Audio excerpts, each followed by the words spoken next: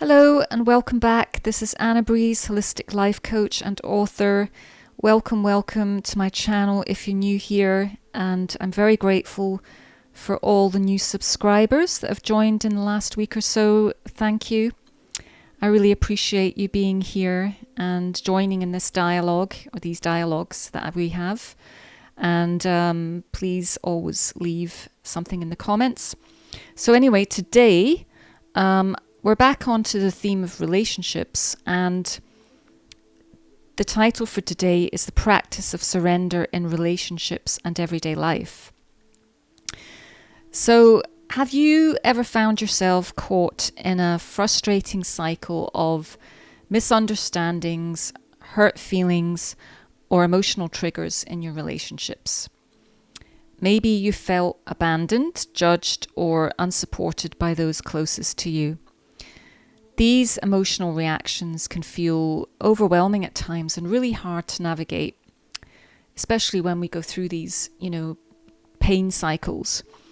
But what if there's a way to break free from these patterns and to experience deeper love, deeper peace, intimacy, and connection? So today, that's what we're diving deep into. And I really want to share how practicing the art of surrender can transform not only your most closest intimate relationships for the better, but can also help improve all challenging situations that we come up against in everyday life. And by surrender, I don't mean giving up. I mean letting go of the need to control others or outcomes. So let's explore this topic of how we can heal and grow through surrender. So the first thing we're going to do is just understand the ego and triggers and what that actually is and how it shows up in our relationships. So in our intimate relationships, the ego often gets caught up in wanting things to be a certain way. It's based on our beliefs and past experiences, and it can make us misinterpret other people's words or actions as some kind of unjust behavior towards us. We can take it personally, reacting and projecting our unhealed childhood wounds onto our partners, resulting in feelings of abandonment, judgment, or a lack of support. But here's the key. When we realize that we are unlimited, infinite beings, we begin to understand that we don't need validation from outside of ourselves. We are always supported by a higher power. And it isn't our partner's responsibility to validate the self or to make us happy. So the ego craves control, but the truth is we don't need to rely on external sources for love or security, because most of the world are looking out there all the time, looking out there to feel this way, to feel that way. And this really just keeps us trapped in a constant, never-ending cycle of seeking. The ego craves control, but the truth is, we just don't need these external sources for ultimately our own self-love and security. We need to find our own feelings of safety and security and ultimately happiness. It's not up to someone else to give that to us. It's our job to heal any unhealed parts of ourselves. And that's ongoing as long as we're here in a physical body. So the first thing to know is that you're always supported and loved by a higher power, whether you believe that or not. But through the practice of meditation and understanding what the self is, and just generally being on the path of conscious awakening, you start to begin to intuit and feel that, you're more than the physical body. You are spirit, you are soul in a body, having an experience. And we're all parts of basically source expressing itself through us as apparently individuated personalities, but we're all from that same source. So we're all connected at all times and we're all one. So let's examine our triggers. In my experience, I've found that many of my own emotional triggers, when I truly examined them, stemmed from lack-based beliefs. And once I was able to identify these limiting beliefs, I was able to soothe the root cause, understand the root cause, and transform it. So let's take jealousy as an example. Jealousy is rooted in a belief that someone else has something you don't, and can bring up feelings of insecurity and a lack of self-confidence. It's, we compare ourselves to others. But if you shift your perspective and trust in an abundant universe, which it is, this universe is abundant, one where you're the creator of your own reality, and that you are already complete, whole and loved and supported, those feelings of lack simply disappear. And you stop comparing yourself to others and begin to experience freedom. So the next time you feel a contraction or a negative emotion, pause and ask yourself, what am I believing to be true that's creating this feeling? The feeling is an effect. It's not the cause. So what are you believing? What is the thought around the feeling? Remember, it's not about the other person. It's about your own interpretation of the situation. Because everything in reality is essentially neutral. We are the ones imagining and creating our own interpretations and beliefs around the experience. So we have that power to be discerning about, what kind of thoughts we're entertaining. So let's look at self-soothing and healing. Once you understand that your triggers are rooted in these lack-based beliefs, you can begin to self-soothe and transform your own conditioning. And one of the most powerful things you can do is to, when these triggers come up, is just take a few moments to reassure your inner child. Let them know that everything's okay. You can just, put your hand on your heart and say, it's okay.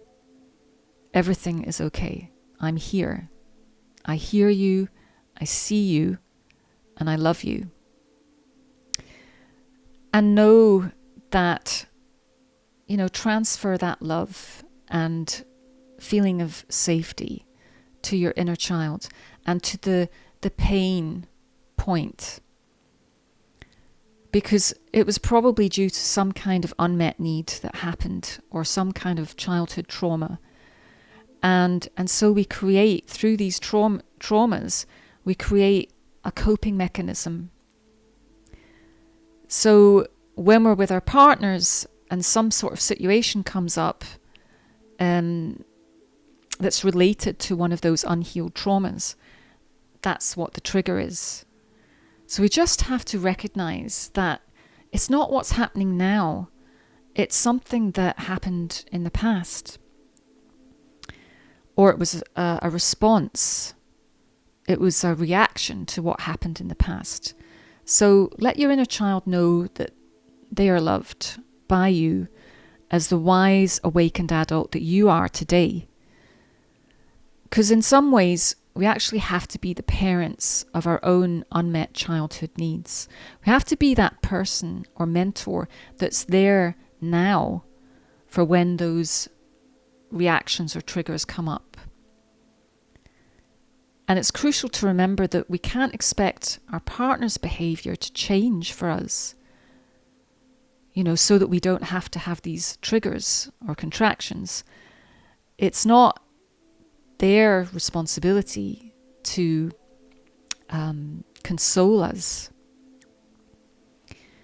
They have their own beliefs, their own wounds and triggers to heal, which they're also responsible for. So they're not responsible for taking away our pain, and neither are we for healing theirs. We can be supportive. So if both partners are working to heal their own wounds, are on the personal development path, and know that relationship is all about growth and evolution, then the relationship itself can become a beautiful, sacred and safe space for growth, free from the cycles of blame and shame, which is what most people do, is just get into the realm of blaming and shaming, and that just causes more trauma, more hurt, and ultimately destroys relationships. But when we can create that sacred, safe container for growth and stop pointing the finger to the other person, this is where real deep connection happens. And you can work together to do this. Surrendering the need to control. So what does surrender really mean, and how does it help in relationship dynamics? Surrender is about letting go of the need to control others or situations. It's really about taking responsibility for our own well-being, resolving that past trauma, releasing it, and transforming pain into understanding, compassion, and love. Because we need to be compassionate with ourselves. When we do this, we liberate ourselves and really get to experience our expanded, unlimited selves. The more we release our triggers, the less we need to analyze where they came from. What matters most is taking responsibility for our own healing without projecting our pain onto someone else. So our partners can be mirrors, reflecting our own opportunities for growth and evolution back to us. It's a beautiful setup. They can be there giving us this opportunity. And when we can see triggers as ultimately opportunities for growth, we can, it softens the attachment and identification with what's coming up. We can really start to be present with just what's happening now. We can bring our awareness to our experience. So surrender is releasing control and embracing love. And so how do we increase this ability? How do we strengthen that muscle of, awareness so that we can become less identified with the triggers when they come up? Well, incorporating a daily 15 to 20 minute meditation practice can make a huge difference to this. And what meditation does is it creates a pause and helps us to rest and just observe our thoughts outside of situations that are potentially triggering. But by taking those few moments or 20 minutes a day to just rest and relax and, just observe what's happening, just observe the thoughts and the emotions, it just gives us a space to witness our emotional triggers without reacting when we are then faced with that situation. It just creates a pause. So this will help us to stay grounded and calm even when difficult feelings come up in our relationships.